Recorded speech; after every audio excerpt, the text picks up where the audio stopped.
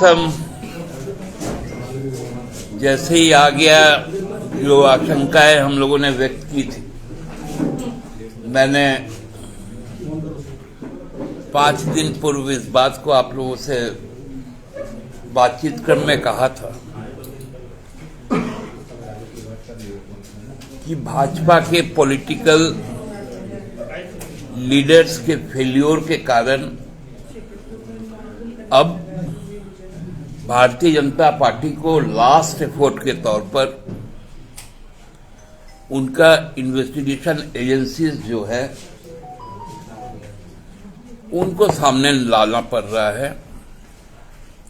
अब वो political tool kit के तौर पे सामने आएंगे।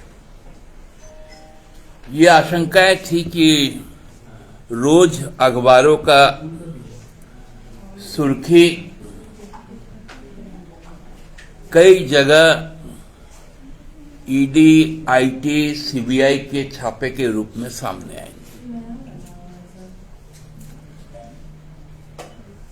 और हमारी आशंकाएं को सच साबित करने के लिए ईडी ने अपना जो कमिटमेंट है केंद्र सरकार के प्रति, उसको निभाने का काम किया। रोज छापे पड़ेंगे,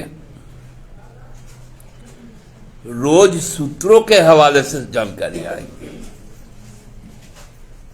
मैं बहुत स्पष्ट शब्दों में इन जांच एजेंसियों को पूछना चाहते हैं कि आप समय का चुनाव कैसे करते हैं और पात्र कहां से ढूंढते हैं, और यदि यही करना है तो इसका प्रतिफल क्या हुआ।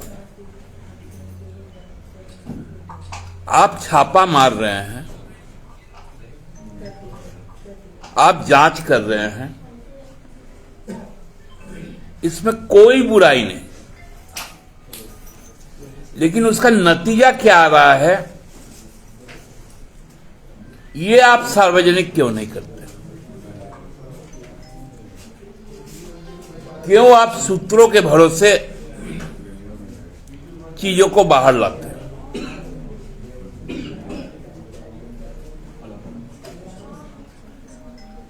माननीय उच्चतम न्यायालय ने बहुत स्पष्ट शब्दों में कहा है ईडी के कार्रवाइयों पर कि ये पॉलिटिकल मोटिवेशन के तहत होता है और कन्विक्शन रेट तो इसका नगण्य है। हमारे माननीय मुख्यमंत्री के मामले में हाई कोर्ट ने जो टिप्पणी की थी कि प्रथम दृष्टया कहीं से कोई साक्ष्य ही नहीं है, एक मनगढ़ंत कहानी है।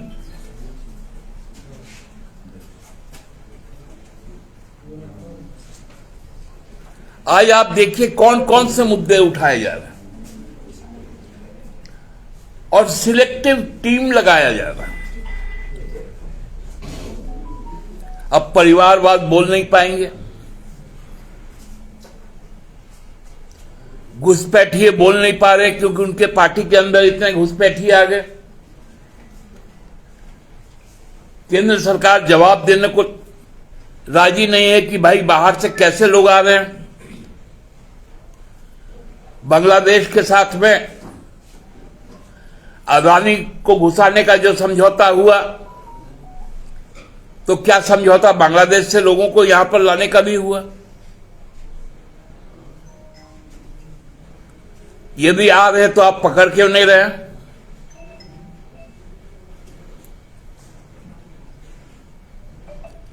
एक भी सार्थक मुद्दा लेकर वो लोगों के बीच में नहीं जा रहे। जिस प्रकार की भाषाओं का प्रयोग हो रहा है, हमने कल ही जो मूल सवाल उठाया था रिटर्निंग अफसर गढ़वा के विषय में,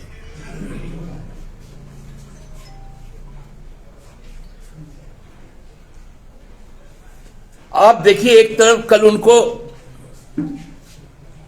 ऊपर से आदेश करके उनका नॉमिनेशन एक्सेप्ट कर लिया गया, और आज फिर हमारे एक कैंडिडेट को उसी आशय को लेकर उन पे ऑब्जेक्शन लगा दिया गया। मैंने भारतीय जनता पार्टी के लिए अब चुनाव आयोग भी ईसी, ईडी, ईबी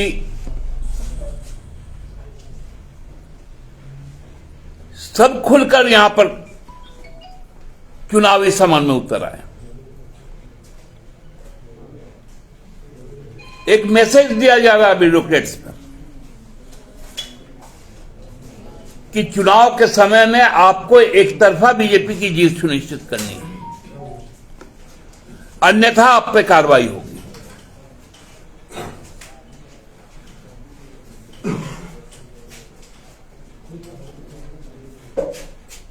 आप देखिए इस कार्रवाई पर, आज के कार्रवाई पर क्या क्या भाषाएं आ रही हैं भाजपा की, कि हम लोग तो पहले ही बोल दिए थे। तो भैया जब आप पहले ही बोल दिए थे तो पहले क्यों नहीं कर लिया? चुनाव तक क्यों इंतजार कर रहे हैं?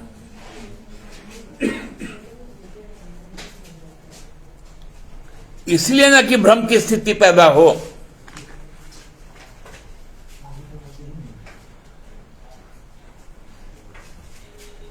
और उसके बाद कोई तथ्य आएगा नहीं, क्योंकि तथ्य आपके पास है नहीं।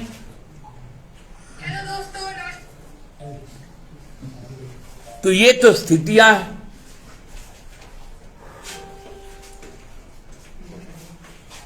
आज तो दूसरे फेज का भी सभी नामांकन पूरा हो गया।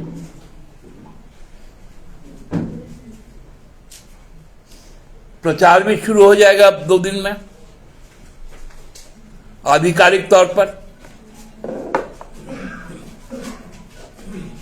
सुन रहे हैं कि हर दूसरे दिन यहां पर माननीय प्रधानमंत्री जी भी आने वाले हैं, और फिलर के तौर पे जो 1 दिन का गैप रहेगा उसमें माननीय गृहमंत्री भी आएंगे।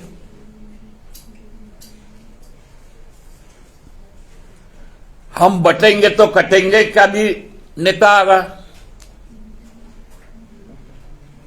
सांप्रदायिकता की भाषा को लेकर।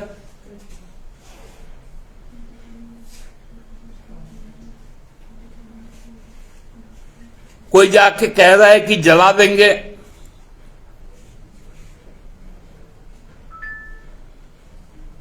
ये भाषाएं जो है, जो चीजें हैं, ये लोकतंत्र के लिए शुभ नहीं।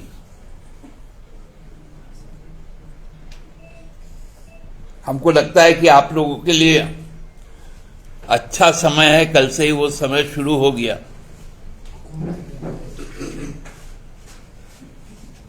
जो आगे के दिनों में भी जारी रहेगा।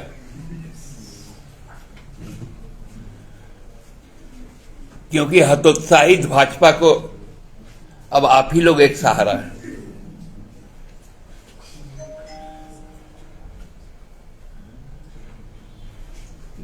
प्रदेश नेतृत्व है कहां समझ में नहीं आता। आयातित नेतृत्व, घुसपैठिया नेतृत्व अब आप लोग को भी भ्रम में रख रहा है। देखिएगा, त्योहार पर्व का मौसम है, स्वस्थ रहिए, यही हमारी शुभकामना है। धनतेरस भी है आज, उसकी भी शुभकामना है। फिर दीपावली है, सबके जीवन में खुशियों का रोशनी हो, मां महाकाली का आशीर्वाद भी हम सबको मिले, यही कामना करते हुए आप सबको बहुत बहुत धन्यवाद। अब उसका हम कल बताएंगे। कल फिर कीजिएगा, अभी बता दीजिए। आप लोग को छोड़ना नहीं चाहते थे कि हम दिन में आप लोग को बुलाएंगे और रात में सामर्थ्य नहीं है। एक आध दिन रात को ही बुला लीजिए। उसके लिए तो मेरा घर हमेशा खुला हुआ है।